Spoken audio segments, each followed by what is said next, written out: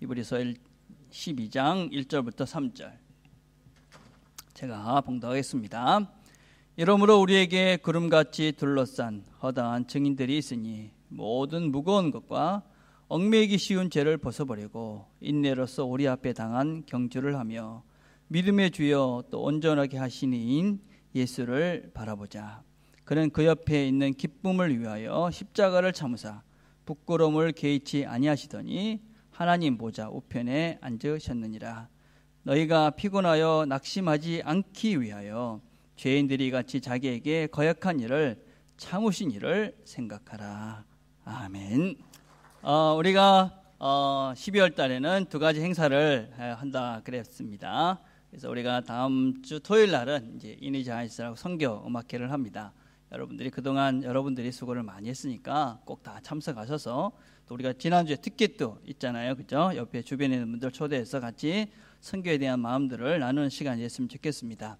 또 들어오실 때 보신 것처럼 우리가 선물 기프트 박스 해서 우리가 지금 마오리 어린이들 또 난민들 돕는 일들을 하고 있습니다. 여러분들이 다 동참하셔서 우리가 이 성탄에는 주님께서 이 땅에 오신 그 이유들, 또 우리가 그 사랑을 함께 나누는 그런 시간이 되었으면 좋겠습니다. 우리가 성탄을 맞이하기 4번 이전의 기간을 우리가 대림절이다 그렇게 이야기합니다. 오실 주님을 기다리는 것입니다. 또 오신 주님을 다시 한번 묵상하면서 저렇게 이제 촛불을 이제 교회에 키면서 그 의미들을 이제 생각을 해가는 것입니다. 그래서 첫 번째 보라, 그것은 이제 희망, 두 번째 보라는 기쁨, 세 번째 보라는 평화, 네 번째 흰색은 사랑. 그래서 우리가 이 성탄에는 이 가지 네 가지 이런 주제를 이제 생각을 해봐라. 주님께서 오신 이유가 너희들에게 소망을 주고, 또 너희들에게 평화를 주고, 기쁨을 주고, 또 너희들을 사랑한다는 것들을 보여주기 위해서 이 땅에 오셨다. 그러니 이 대림 기간 동안에, 주님이 오시는 성탄 기간 동안에 이런 생각을 하면서 주님을 기다려라, 오실 주님을 기다려라, 그런 의미로서 저희들이 이 대림절이라는 기간을 지키고 있습니다. 오늘은 우리가 희망에 대해서 한번 같이 말씀을 나눠보려 합니다. 소망. 예. 제가 좋아하는 책 중에 하나가 뭐냐면 Mountain Beyond Mountains라는 책입니다. 폴 팔마라는 의사이면서도 이제 세계적으로 이제 많은 이제 그 가난한 사람을 돕는 분의 이야기입니다. 일종의 선교책이라고 할 수 있는데, 선교는 뭐냐? 산 넘어 산인 것이 선교다, 그런 것입니다. 어떤 일을 마치면 끝나는 것이 아니라 또 있고 또 있고, 선교는 산 넘어 산이다, 그런 의미를 담고 있습니다. 이거는 어떤 선교의 문제만은 아닌 것 같습니다. 우리 인생도 보면 산 넘어 산이 우리 인생이 아닌가 생각을 합니다. 우리가 어떤 산을 하나 넘었다 싶은데 넘고 나면 또 다른 산이 우리 앞에 막혀져 있습니다. 그래서 그 산을 이제 좀 넘을 수 있을까? 어떤 때는 이렇게 넘고 나면 좀 쉬고 싶은데 또 넘어야 할 산이 너무나 높아 보여서 이게 도대체 넘을 수 있을까? 내가 내일을 살아갈 수 있을까? 그런 회의를 들게 할 때가 참으로 많이 있습니다.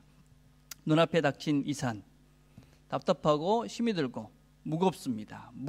무서울 때도 있고, 또 어둠이라서 아무런 희망이 없어 보일 때가 우리 인생을 살면서 종종 있습니다. 이걸 내가, 이 문제를, 이 터널을 내가 통과할 수 있을까? 우리가 오늘 읽은 본문 12장 1절 이전에는 11장, 히브리서 11장의 내용이 있습니다. 이걸 우리가 믿음의 장이다, 그렇게 이야기합니다. 믿음의 선배들이 어떻게 믿음으로 이 땅의 삶을 극복해 갔는가 하는 내용입니다. 11장의 내용을 대략적으로 살펴보면 거기에 많은 신앙의 선배들을 언급하고 있습니다. 아벨, 에녹, 노아, 아브라함, 사라, 이삭, 요셉, 모세, 기드온, 바락, 삼손, 또 사무엘, 이런 쟁쟁한 신앙의 선배들의 이야기를 기록하고 있습니다. 그 얘기를 읽다 보면 그 얘기는 믿음으로 잘 살아가지고 결국은 참 아름다운 믿음의 보상을 받았다, 그런 얘기가 참으로 대부분입니다. 그래서 참 해피엔딩으로 이야기를 끝나서 참 희망적인 것 같이 보입니다. 그런데 그 뒤를 읽어보면 사실은 더 답답한 사람들의 이야기도 기록을 하고 있습니다. 11장 36절과 38절에 보면 또 어떤 이들은 조롱을 받고 채찍으로 얻어맞고 심지어는 결박을 당하여 감옥에 갇히기까지 하였습니다. 또 돌에 맞아 죽고 톱질을 당하고 칼에 맞아 죽기도 했습니다. 그리고 양과 염소의 가죽을 몸에 두르고 돌아다녔으며 가난과 고난과 학대를 겪기도 했습니다. 이런 사람들에게는 이 세상이 살만한 곳이 되지 못했습니다. 그래서 그들은 광야와 산과 동굴과 땅굴로 헤매며 다녔습니다. 이 땅을 사는데 희망이 없은 것입니다. 감옥에 가고 채찍에 맞고 돌에 맞고 살만한 곳이 되지 못해서 광야로 산으로 동굴로 땅굴로 헤매며 살았던 사람들. 이 사람들은 도대체 무슨 소망으로 이렇게 광야를 헤매며 산을 헤매며 동굴을 헤매며 땅굴로 다니면서 톱질을 당하고 칼에 맞으며 또 돌에 맞으며 그렇게 가난과 고난과 학대를 견디며 살 수가 있었을까요? 무슨 소망으로 이들은 그런 삶을 살면서 믿음의 삶을 살 수 있었을까요? 오늘 우리가 읽은 본문은 12장 1절 이렇게 말합니다. 이러므로 우리에게 구름같이 둘러싼 허다한 증인들이 있으니. 우리에게 구름같이 둘러싼 많은 증인들이 있다. 그래 얘기합니다. 이 믿음의 선배들이 우리에게 보여준 증거가 무엇입니까? 그들이 우리에게 증거한 삶이 무엇입니까? 11장 1절과 2절 이렇게 말합니다. 믿음은 바라는 것들의 실상이요 보이지 않는 것들의 증거니 선진들이 이로써 증거를 얻었느니라. 믿음의 증거. 이들이 삶 속에서 우리에게 증거한 것은 믿음입니다. 그 믿음이 뭐냐? 그 믿음은 미래에 보장된 것에 대한 확신으로 인한 행동이었습니다. 여러분, 바라는 것이라는 것은 보이지가 않는 것입니다. 그건 내일입니다. 미래입니다. 증거는 뭐냐면 행동을 통해서 보여진 것입니다. 증거는 보여진 것입니다. 얻었다 하는 것은 아직 얻지 못했는데 얻을 것을 확신하는 것입니다. 그래서 믿음이라는 것은, 소망이라는 것은, 희망이라는 것은 무엇이냐? 미래에 보장된 그 무엇을 위해서 구체적으로 행동하는 것을 말합니다. 나에게 어떤 소망이 있다, 희망이 있다, 나에게 믿음이 있다라는 것은 무엇이냐? 내게 주어진 지금 나는 볼 수 없지만 그 다음에 있는 그 미래에 일이 일어날 것을 확신하기 때문에 내가 구체적으로 행동하는 것입니다. 그들이 소망하며 그들이 바라봤던 것은 또 무엇일까요? 12장 28절에 이렇게 말합니다. 그러므로 우리가 흔들리지 않는 나라를 받았은즉 은혜를 받자. 이로 말미암아 경건함과 두려움으로 하나님을 기쁘시게 섬길지니 또는 감사하자. 흔들리지 않는 나라에 대한 소망입니다. 흔들리지 않는 나라. 그 나라가 어떤 나라냐? 계시록 21장 1절과 4절에 이렇게 말합니다.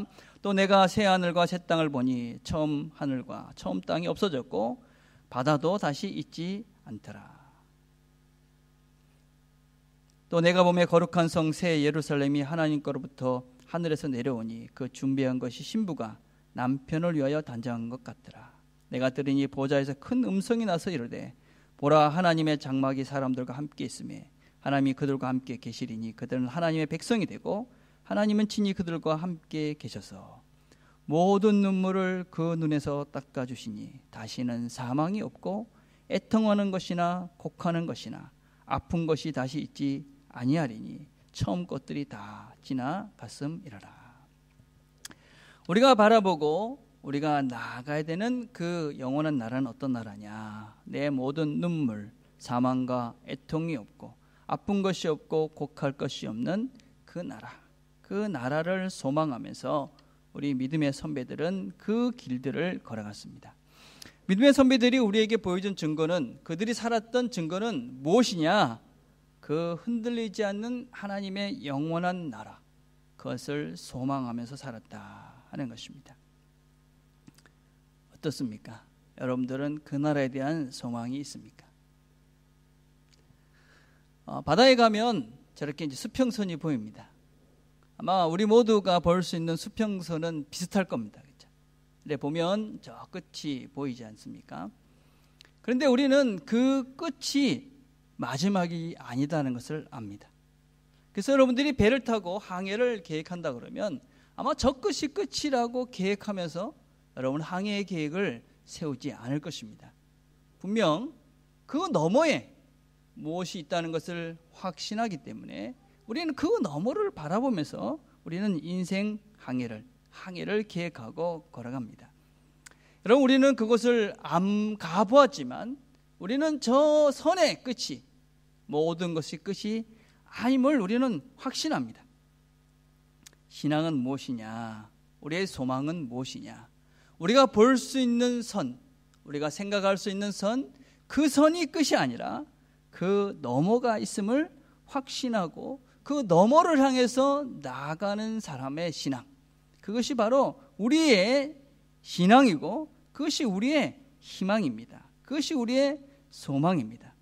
만약에 우리의 삶이 저렇게 우리의 눈에 보이는 죽음이라는 그 선이 끝이다, 우리 땅의 삶이 끝이다, 그렇다면 우리는 해피엔딩으로 모든 것이 끝나야만 합니다. 내가 원하는 그것으로 끝나야 되지만 우리는 그 너머를 알고 그 너머에 이어지는 세상을 알기 때문에 비록 이곳에서는 그것이 해피엔딩이 아니고 이곳에서는 그것이 고난이고 그것이 힘들지라도 그 너머를 바라보는 소망과 희망이 있기 때문에 그것에 우리가 함몰되고 그것에 넘어지고 자빠지고 포기하지가 않습니다. 그래서 우리는 그 너머의 세계를 살아가는, 그 너머의 세계를 소망하며 사는 자들이 바로 그리스도인이다라고 할 수 있습니다. 우리는 그 나라를 소망하면서 살기를 소원하고 우리는 그 나라를 바라봅니다. 그런데 우리는 그 나라를 자꾸 놓칩니다. 그 나라를 바라보지 못합니다. 왜 그렇습니까? 우리에게 무거운 짐들과 죄들이 있기 때문에 그렇습니다. 무거운 짐이 있죠. 그렇죠? 이 무거운 짐이다라는 것은 오콘이라는 말입니다. 이 말은 그냥 달리기를 할 때 걸리적거리는 그런 것들을 이야기합니다. 인생을 살면서 우리가 느끼는 무게입니다. 아버지로서, 가장으로서, 또 어떤 때는 직장으로서, 어떤 직분자로서, 또 부모로서, 엄마로서 우리가 느끼는 그런 무게들, 이런 것들 때문에 우리는 이 땅에 발을 딛고 있기 때문에 여기서 짓눌려서 저쪽에 영원한 그 희망의 영원한 나라를 바라보지 못할 때가 참으로 많습니다. 어떤 때는 한 걸음을 움직이기가 힘들 만큼 이 땅의 짐들이 무거워서 그냥 주저앉고 싶고 여기서 모든 것들을 끝내고 싶을 때가 참으로 많이 있다는 것입니다. 죄라는 짐도 있습니다. 죄라는 것은 잘못된 방향을 말하지요. 하말티합니다. 우리의 잘못된 방향 때문에 우리의 죄, 욕심, 집착, 시기, 질투, 교만, 이러한 것들이 우리가 하나님 나라를 바라보지 못하도록 우리를 어둠 속에 가둬버리고 맙니다. 그래서 우리는 이것들을 다 벗어버려야만 합니다. 성경이 뭐라고 이야기합니까? 한번 읽어봅시다. 모든 무거운 것과 얽매이기 쉬운 죄를 벗어버려라. 근데 사실 우리는 다 저 무거운 것과 얽매이기 쉬운 죄를 다 벗어버리고 싶습니다. 이 무거운 짐을 그래 나는 계속 지고 가고 싶어, 그런 분 안 계실 거라고 생각합니다. 우리가 짓는 죄를 계속 지으면서 나는 계속 이 죄를 짓고 싶어, 그런 사람도 안 계실 거라고 믿습니다. 다 벗어버리고 싶습니다. 어떻게 해야 합니까? 주님이 우리에게 말씀하셨죠. 뭐라고 말씀하십니까? 수고하고 무거운 짐진 자들아 다 내게로 오라, 내가 너희를 쉬게 하리라 말씀하십니다. 죄에 있는 자들도 오라고 말씀하십니다. 여러분, 이 짐을 내려놓는 것, 죄의 문제를 죽게 해결하는 것, 이게 신앙입니다. 신앙이란 내 짐을 예수의 품에 맡기는 것입니다. 내 죄의 문제를 주님께 내려놓는 적극적인 의지적 행동입니다. 하나님, 내가 할 수가 없습니다. 내가 너무 무거우니까 하나님 어떻게 해주십시오. 그것이 신앙이고 그것이 믿음입니다. 어떻게 합니까? 제가 처음 목회를 시작했을 때 아주 힘들었습니다. 왜 힘들었냐면 교회에 이제 그 성도들이 계시지 않습니까? 근데 그분들이 뭐 아프거나 또 사업이 잘 안 되거나 무슨 일이 생기고 그러면 전부 다 제가 내가 기도가 부족했구나. 내가 뭔가 죄를 져서 그렇구나. 내가 뭔가를 안 해서 하나님께 뭔가 불편해서 그래서 이 일이 생겼구나. 그러면서 정말 힘들었습니다. 그래서 교인들이 늘 있지 않습니까? 그죠? 그럼 늘 내가 뭘 잘못했는가. 그렇게 참 힘들게 목회를 했던 초기 시절이 있었습니다. 그런데 어느 날 제가 기도하는데 하나님이 저한테 그러시는 거예요. 김 목사, 내가 그 사람들을 너보다 더 사랑한다. 그 말씀을 듣는데 그렇지. 하나님이 나보다 이 사람들을 더 사랑하지. 나는 뭐 하면 되느냐. 그냥 하나님 손에 맡기면 되는구나. 하나님, 이 사람들 이런 문제가 있습니다. 책임져 주십시오. 이 사람들 이런 어려움이 있습니다. 하나님 책임져 주십시오. 여러분, 그거는 단지 다른 사람의 문제만은 아닙니다. 내 인생도 그렇습니다. 내 삶도 사실은 나보다 나를 더 사랑하는 분이 계십니다. 그분이 우리 주님입니다. 그분은 우리를 나보다 더 사랑하십니다. 내 인생을 더 기쁘고 행복하고 정말 하나님이 원하시는 그런 아름다운 삶을 살기를 더 간절히 그분은 기대하시고 원하십니다. 그래서 우리는 그분께 우리를 맡기면 됩니다. 어떻게 맡기는 것이냐? 기도하셔야 됩니다. 기도하셔야 돼요. 정말 기도하셔야 됩니다. 또 순종해야 합니다. 그래서 제가 기도했습니다. 그리고 하나님께서 저에게 너는 그냥 사랑해. 그러면 사랑하려고 애쓰고, 너는 그냥 용서해. 그럼 용서하려고 애쓰고, 너가 먼저 전화해. 그럼 전화하려고 애쓰고. 그렇게 하나님께서 원하시는 그것을 위해서 하나님께 맡기고 나니까 사실은 제 방법이 아닌 하나님의 방법대로 문제가 해결이 되었습니다. 여러분, 우리가 먼저 한번 신중하게 여러분 자신들에게 물어보셔야 합니다. 나는 정말 하나님의 뜻대로, 하나님이 원하시는 대로 살고 싶은가? 내가 내 짐을 못 내려놓는 이유가 있습니다. 무엇이냐? 내가 원하는 것을 성취하기 위해서 그것을 붙잡고 있는 것입니다. 내 방법대로 내가 원하는 것을 이루어야 된다. 그것 때문에 그것을 내려놓지 못하는 것입니다. 여러분, 정말 하나님께서 원하시는 대로 순종하고 싶은, 하나님이 원하시면 내가 이것을 놓을 수 있다. 하나님이 원하시면 내가 그대로 순종하겠다. 그런 마음이 있다면 우리는 하나님께 내려놓을 수가 있습니다. 맡길 수가 있습니다. 기억하셔야 됩니다. 하나님께서는 나보다 나를 더 사랑하시기 때문에, 제가 성도들을 주님께 내려놓을 수 있는 것은 주님이 나보다 더 성도들을 사랑한다는 확신이 있기 때문에 주님께 내려놓을 수 있는 것이지요. 그래서 우리가 우리 자신들을 잘 살펴보시길 바랍니다. 나는 정말 하나님께 내려놓고 하나님이 원하시는 대로 순종할 수 있는가? 그렇게 기도하시고 순종하시면 그 짐들이 내려지는 것이지요. 여러분, 그렇다고 해서 그것이 아무것도 하지 않고 그냥 그래 하나님께서 알아서 하실 거야, 그리고 저 멀리 있는 그 미래만 꿈꾸면서 사는 것인가? 그렇지 않습니다. 우리가 하나님께 맡기면서 인내하면서 가는 것입니다.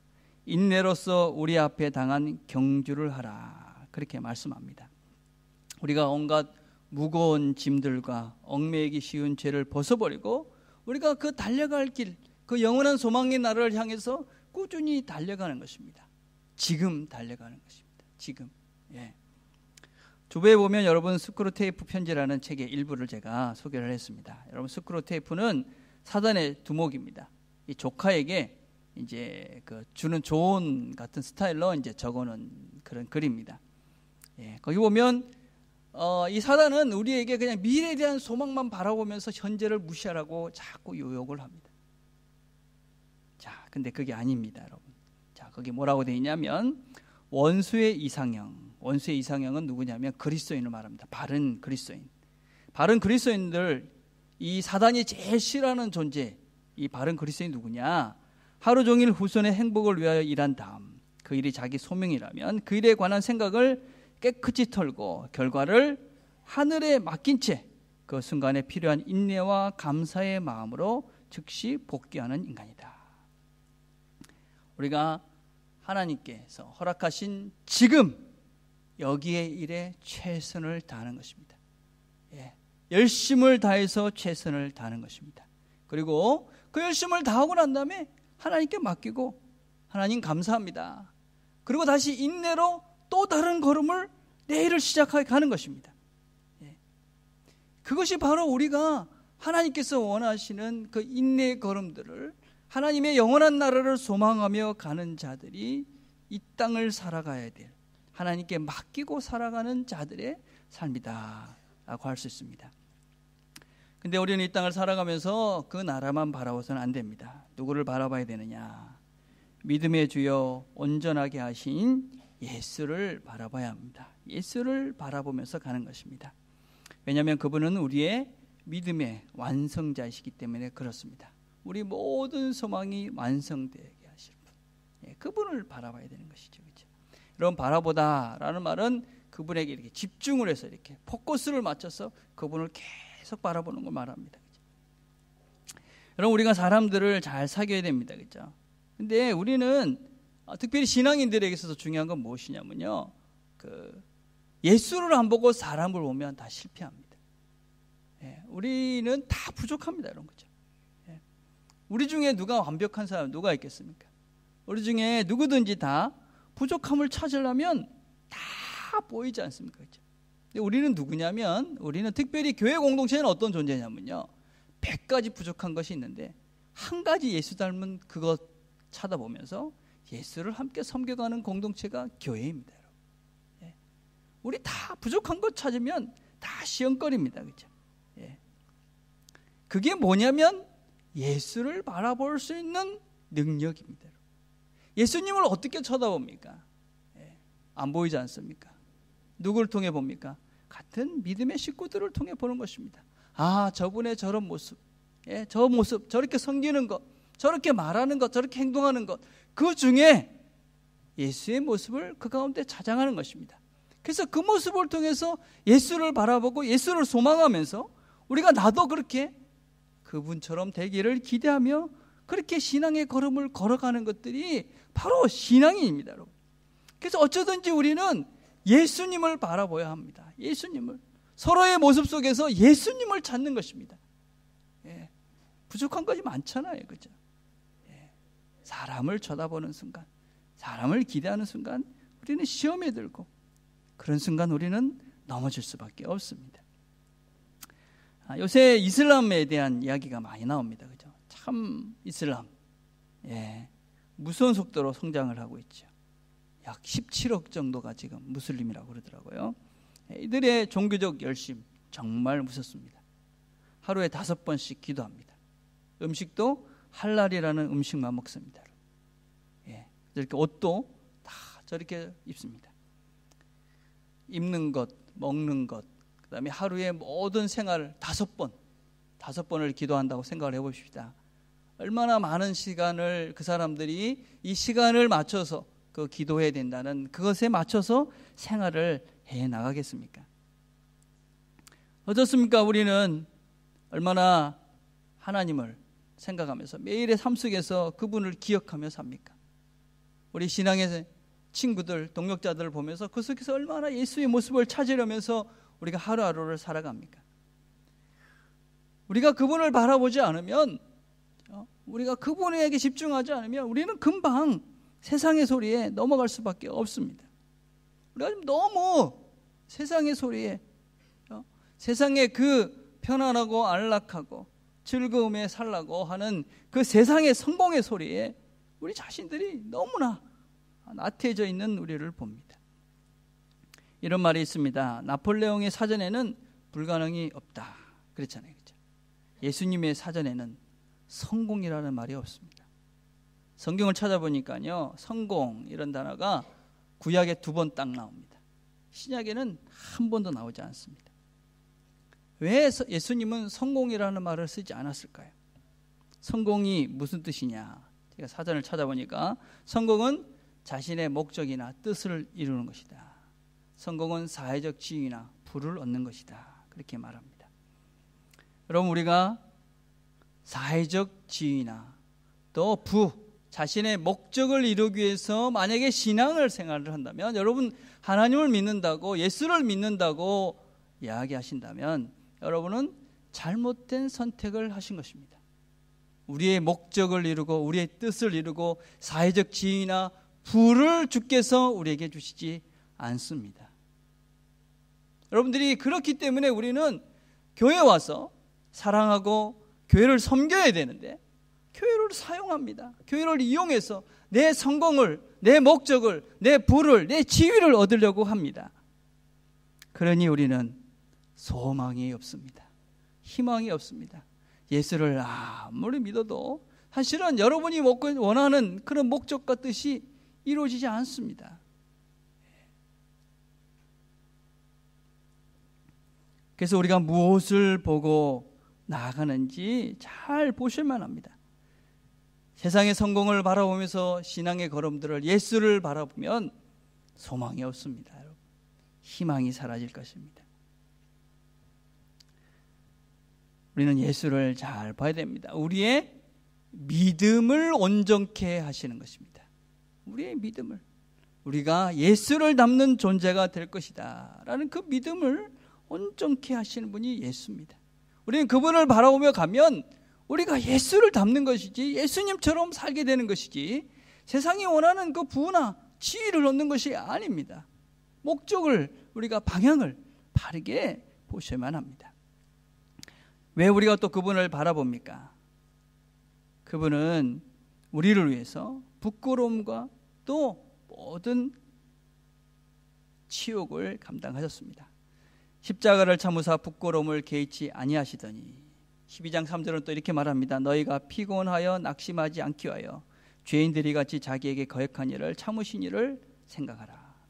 쉬운 번역은 이렇게 되어 있습니다. 죄인들에게 이렇게 심한 미움을 받으시고도 참아내신 그분을 생각해 보십시오. 그러면 여러분은 지치거나 낙심하는 일이 없을 것입니다. 죄인들에게서 그렇게 심한 미움을 받고 그런데도 참아내신 그분을 잘 보라 하는 것입니다. 여러분, 예수님께서 왜 참으셨습니까? 왜 십자가를 지셨습니까? 왜 그분이 미움을 받고 고통을 받고 십자가를 짓고 부끄러움을 당하셨습니까? 왜 그랬습니까? 그분이 그럴 만한 이유가 있었습니까? 그분 때문이 아닙니다. 그분이 그렇게 하신 이유는 우리를 사랑하시기 때문에 그렇습니다. 그분이 우리를 얼마나 사랑하시는지를 우리에게 보여주기 위해서, 증거하기 위해서 그분이 그 십자가를, 그 고난을, 그 부끄러움을 감당하신 것입니다. 여러분, 우리가 이 세상을 살면서 그렇습니다. 하나님이 나를 사랑하시는데 왜 이런 일이 일어납니까?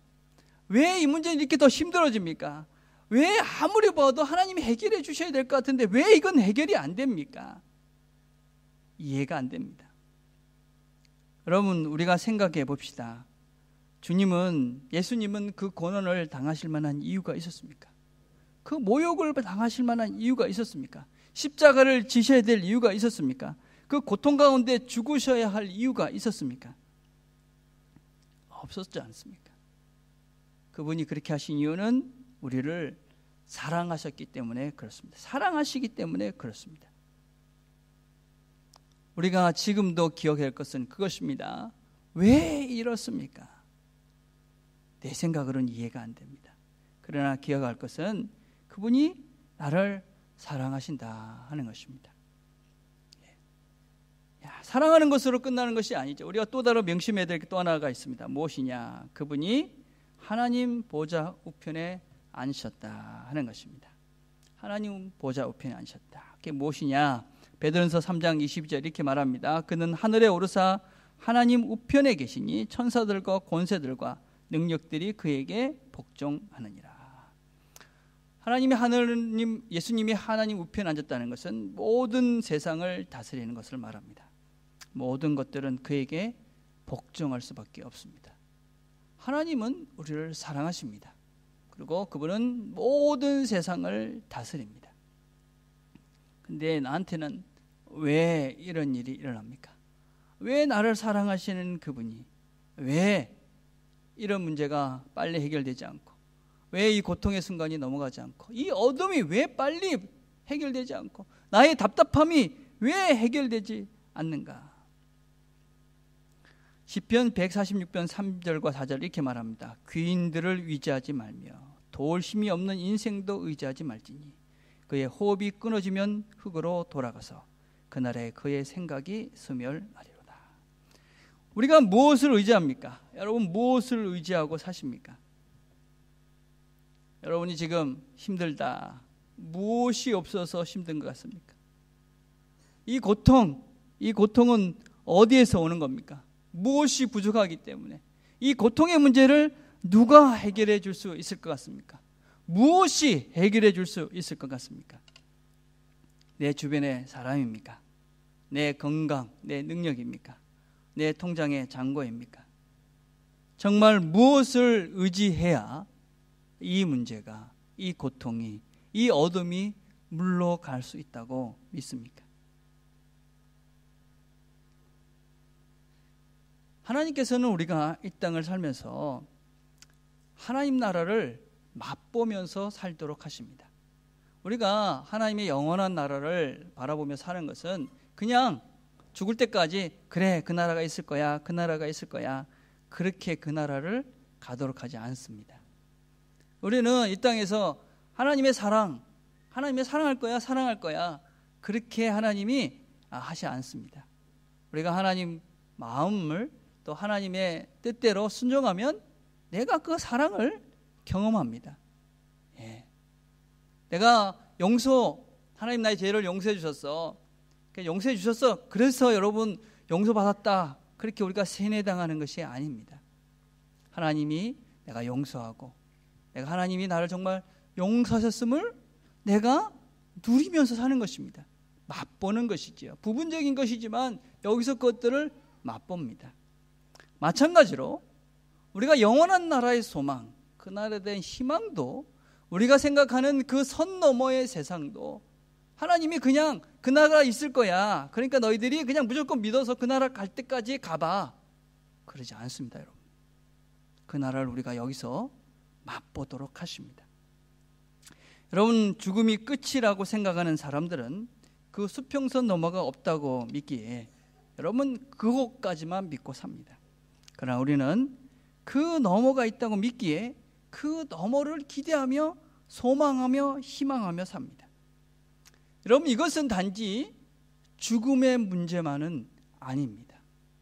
하나님을 믿는다는 것은 우리가 죽음 넘어 우리가 이해할 수 없는 그 세계에 영원한 나라가 있다라는 그 믿음은 단지 그래 죽어서 그 나라를 누릴 수 있어 에서 끝나는 것이 아니라 여기서 그것들을 경험케 하십니다. 내가 생각하기에 내 한계, 우리 모든 인생의 한계, 내가 넘어갈 수 없다고 생각하는 그 산의 높이, 내가 함부로 어떻게 할 수 없다고 생각하는 그 한계, 거기에 하나님은 우리를 가두십니다. 그리고 우리에게 믿음을 요구하십니다.